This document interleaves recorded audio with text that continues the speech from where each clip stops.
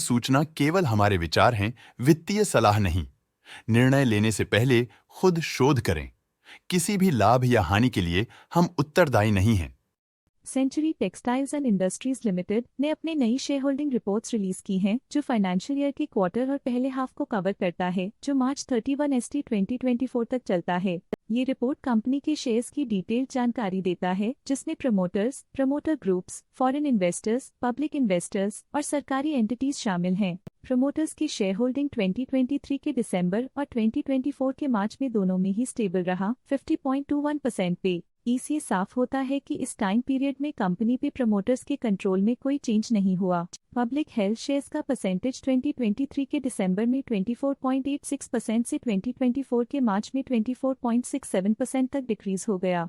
इस डिक्रीज से साफ है कि इस टाइम पीरियड में कंपनी में पब्लिक का हिस्सा डिक्रीज हुआ है।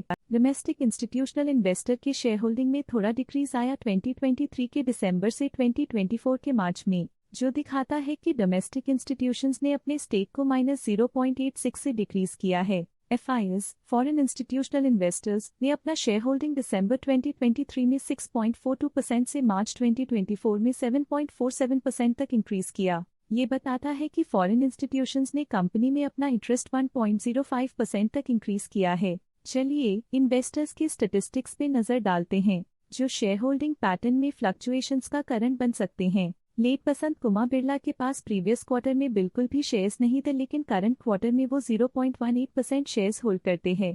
पद्मावती इन्वेस्टमेंट प्राइवेट लिमिटेड के पास प्रीवियस क्वार्टर में बिल्कुल भी शेयर्स नहीं थे, लेकिन करंट क्वार्टर में वो 0.01% शेयर्स होल्ड करते हैं। हितेश सौटिश्चंद्र दोषी ने हाई स्टेक होल्डिंग एक्सपीरियंस करते हुए स्टेक होल्डिंग में 0.03% इंक्रीज देखा गया। म्यूचुअल फंड स्लैश ने अपने हिस्से को पिछले क्वार्टर में 0.01% से डिक्रीज 0.01% पे ले आए हैं। ये कंसेक्यूटिव क्वार्टर्स में -1.17% स्टेक्स डिफरेंस दिखाता है। लेटेस्ट क्वार्टर में महिंद्रा मैन्युलाइफ स्मॉल कैप फंड ने स्टेक होल्डिंग में इंक्रीज देखा, जिसमें 0.05% का अपटिक देखा गया।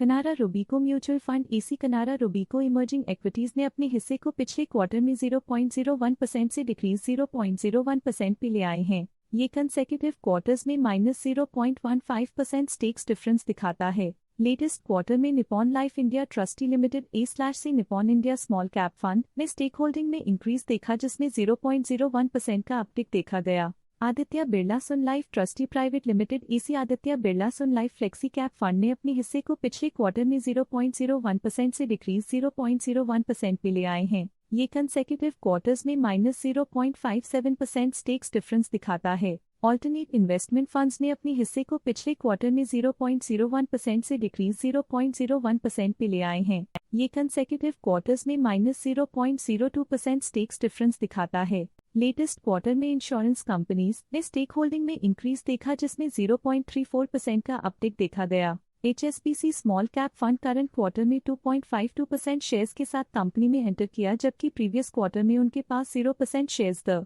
Invesco India focused fund current quarter में 2.56% शेयर्स के साथ कंपनी में एंटर किया, जबकि प्रीवियस क्वार्टर में उनके पास 0% shares the. Quant mutual fund quant small cap fund previous quarter में 1% शेयर्स ओन करते थे, लेकिन करंट क्वार्टर में उन्होंने कंपनी से एग्जिट ले लिया है। Invesco India focused 20 equity fund previous quarter में 2% शेयर्स ओन करते थे, लेकिन करंट क्वार्टर में उन्होंने कंपनी से एग्जिट ले लिया है। HSBC small cap fund previous quarter में 2% शेयर्स ओन करते थे, लेकिन करंट क्वार्टर में उन्होंने कंपनी से एग्जिट ले लिया है। इस पिछले क्वार्टर में foreign portfolio investors category I की स्टेक होल्डिंग में एक नोटवर्दी इंक्रीज देखा गया। उनके स्टेक होल्डिंग में 0.91% का सिग्निफिकेंट इंक्रीज देखा गया। इस पिछले क्वार्टर में फॉरेन पोर्टफोलियो इन्वेस्टर्स कैटेगरी 2 की स्टेक होल्डिंग में एक नोटवर्दी इंक्रीज देखा गया। उनकी स्टेक होल्डिंग में 0.13% का सिग्निफिकेंट इंक्रीज देखा गया। ये था कंपनी का करंट शेयर होल्डिंग पैटर्न। देखने के लिए धन्यवाद।